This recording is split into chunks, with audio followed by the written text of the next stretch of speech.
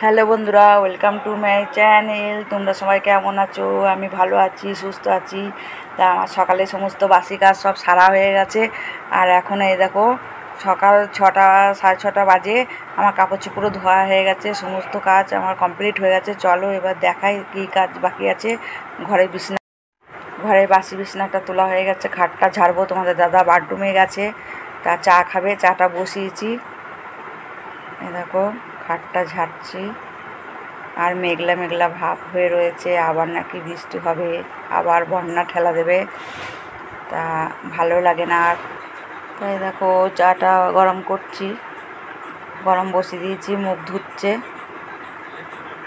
মুখ দেওয়া হয়ে গেলে আমি চাটা দিয়ে আসবো। তা গরম বসেছি। তাই দেখো আমার সকালে কাজ হয়ে গেছে, চা খাওয়া হয়ে গেছে, সবাইকে চাটা দিয়ে দিলাম। আর এদিকে ভাত চাপিয়ে দিয়েছি, ভাতের জল গরম হয়ে গেছে, চালটা ধুচ্ছি।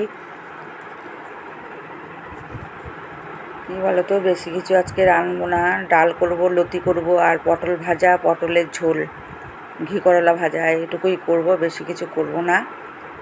তা আমাদের ওই এক তরকারিতে খাওয়া হয় না, ও ডাল হয়, আবার একটা তরকারি হয়, আবার ভাজা পোড়াও করতে হয়। তাই আজকে দুটোই, মানে একটা লতি হবে, একটা পটল আলু তরকারি গামাকা করে করব, আর ডাল করব, টক ডাল করব, মুসুরি ডাল আমড়া দিয়ে। তাই দেখো চালটা আমি ধুয়ে নিলাম, জলটা গরম হয়ে গেছে, চালটা আমি ছেড়ে দিলাম। আর ভাত হতে বেশি টাইম লাগবে না, এটা মিনিকেট চাল, তাড়াতাড়ি হয়ে যায়। দামি মিনিকেটটা, এটা সরু আর একটা আছে, সেইটা বেশিক্ষণ লাগে না। গরম জল হয়ে গেলেই মানে জোর 20 মিনিটের মধ্যে ভাত হয়ে যাচ্ছে। এই চালটা এতটা সূক্ষ্ম, এতটা ভালো, তাড়াতাড়ি হয়ে যাবে। আর এদিকে ডালের জল বসিয়ে দিয়েছি, বাটিতে ডাল বসিয়ে দিয়েছি, কারণ অল্পটুকু ডাল আবার কড়াইয়ে কেন করব, বাটিতে করে সিদ্ধ করলে তাড়াতাড়ি হয়। ভাতটা একটু নেড়ে নিলাম। আর ডাল বাটিতে আমার খুবই সুবিধা হয়, বাটিতে হয়ে যায়, আর কড়াইয়ে ফোড়ন দিয়ে দিই। তা ডালটাও ধুয়ে নেবো।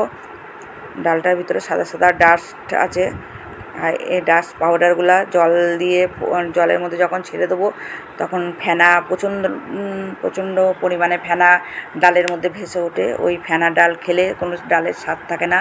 তা ফেনা ধোয়ার পরেও ফেনা বেরোয় অল্প স্বল্প, তা আমি হাতা দিয়ে কেটে ফেলে দিই, কেননা ময়লা থাকলে, ফেনা থাকলে কোনো স্বাদ হয় না, ওই জন্য। আর ফেনারা উতরে পড়ে যায়, গ্যাসের চারিদিকে পড়ে যায়, ওই জন্য। ভালো করে দেখো কত বেরোচ্ছে, দেখো সাদা সাদা। তা এই মুসুরি ডালেও থাকে, সব ডালেই থাকে, মুগ ডালেও আরও বেশি থাকে। তা এরকম করে ভালো করে 2-3 বার করে আমি যখনই ডাল রান্না করি আমি এরকম করে ধুয়ে নিই।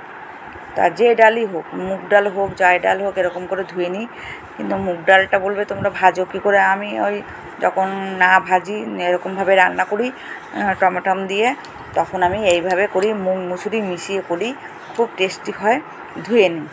ধুয়ে নিয়ে আমি ডাল, যে কোনো ডাল আমি বসিয়ে দিই। আর 3টে লঙ্কা দিয়ে দিলাম, ফুচকুটা খাবে, বেশি একটা ঝাল দেব না, কেননা ওর ঝাল লাগবে। আমরা বড়, আমাদের কিন্তু কোনো ব্যাপার না, আমরা দেবো। দেখো আমরা কাটা হয়ে গেছে, টক ডাল করব আমরা দিয়ে।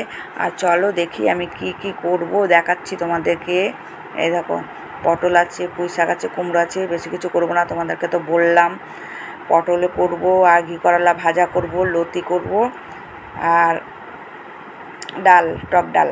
এই দেখো লতিগুলো 3-4 দিন হয়ে গেছে, শুকিয়ে গেছে, শুকনো শুকনো লাগছে। তাই এই লতিটা রান্না আজকে করেই ফেলবো। এই মঙ্গলবার, এই বুধবার এই করে করে লতিটা খাওয়া হচ্ছে না, আজকে লতিটা করেই ফেলবো, করেই নেবো। শুকিয়ে যাচ্ছে, শুকিয়ে গেলে আবার লতি কাটতে। এই দেখো বন্ধুরা, বেলকুনি থেকে আমি দেখাচ্ছি আমাদের আমড়া গাছ। এই দেখো কত পরিমাণে আমড়া ধরেছে, দেখো জুম করে তোমাদেরকে দেখাবো। ওই দেখো কত আমড়া, তোমরা দেখতে পাচ্ছ আমড়াগুলা? ওই দেখো, ওই দেখো কত আমড়া, দেখেছো? প্রচণ্ড আমড়া ধরেছে, ঝাঁকে ঝাঁকে ধরেছে আমড়া। আর কতগুলো আচার বানিয়েছি, ঝাল আচার। আর কটা পাড়া হচ্ছে না, মিষ্টি আচার করব গুড় দিয়ে। এখন আটি হয়নি, এখন করলে সুবিধা হবে, আটি হয়ে গেলে ভালো লাগে না। তা কার কার আমড়া খেতে ভালো লাগে তাহলে কমেন্ট করে বলবে, আমি পাঠিয়ে দেবো, চেষ্টা করব পাঠানোর, বলে দেবে। তাই দেখো আমি ঠাকুর ঘরে পুজো দিয়ে ফেলেছি, দেখাচ্ছি তোমাদেরকে। এই দেখো, এই দেখো পুজো দেওয়া হয়ে গেছে। এটা আমাদের লক্ষ্মী ঠাকুর। আর এইদিকে বাঁদিকে থাকে শিব আর কালী, তোমাদেরকে দেখাচ্ছি বাঁদিকের আসনে। এই দেখো এটা শিব ঠাকুর। দাঁড়াও অন্ধকার একটু লাইট জ্বালিয়ে দিই, তাহলে স্পষ্টভাবে দেখতে পাবে। এই দেখো এখানে শিব ঠাকুর আছে, আর এখানটা মা কালী, আর এখানে বিশ্বকর্মা, আর এখানে মা মনসা। এই দেখো মা মনসা। আর এইদিকে আমাদের গুরু গোবিন্দরা থাকে। তা আমার গোপু সোনারা বাড়ি নেই, তোমাদেরকে শেয়ার করতে পারছি না, বেড়াতে গেছে। এই দেখো আমাদের গোপাল সোনাদের ফটো। আর আমাদের গোপু সোনা তো বাড়ি নেয়, তোমাদেরকে বললাম, ওরা বেড়াতে গেছে। এই দেখো। আর এখানটা আমার বৃন্দাবন থেকে এনেছি, এই পাথরের মূর্তিটা বটপাতে শুয়ে আছে গোপাল, এটা বৃন্দাবন থেকে আমি এনেছিলাম। আর এই দেখো এগুলো ফটোগুলো দেখো ঠাকুরের, সব আসনের ভেতরে আছে ফটোগুলা, রাধাকৃষ্ণ। আর দেখো পঞ্চতত্ত্ব, জগন্নাথ বলরাম, ছয় গোসাই সবাই আছে আমার এই আসনে। আমার সকালে পুজো দেওয়া হয়ে গেছে, দুপুরে পরে চান টান করে আবার পুজো দেবো। এখন ঘরটা ঝেড়ে নিচ্ছি। ঘরে ঝুল পরে সপ্তাহে একদিন করে ঘরটা ঝেড়ে নিতে হয়, নাহলে একবারে ঝাড়তে গেলে অনেক ময়লা জমে যায়। তা সপ্তাহে আমার ঝেড়ে নিই, অতটা ময়লার কিছু বোঝা যায় না, ঝুলও বেশি একটা পড়ে না, হালকা পড়ে। তখনই একটুখানি ওই ফুল ঝাড়ু দিয়ে একটুখানি ইয়ে করে নিই, ঘর ঝাড়ু দিয়ে একটুখানি ইয়ে করে নিই, ব্যাস আমার সব ক্লিয়ার হয়ে যায়। এক গাদা ফেলে রাখলে জমে গেলে অনেক ময়লা মাসের পর মাস জমে যায়। দেখো ঘরটা আমি ছেড়ে নিলাম। এই দেখো কত ঝুল, এদিকে যেদিকে হালকা হালকা ঝুল পড়েছে। তা তাড়াতাড়ি করে আমি এইটা করে নিয়ে আরও কাজ রয়েছে, চান করবো, পুজো দেবো আর একবার, কেননা 3 বার পুজো দিই আমাদের গোপসোনাদের জন্য।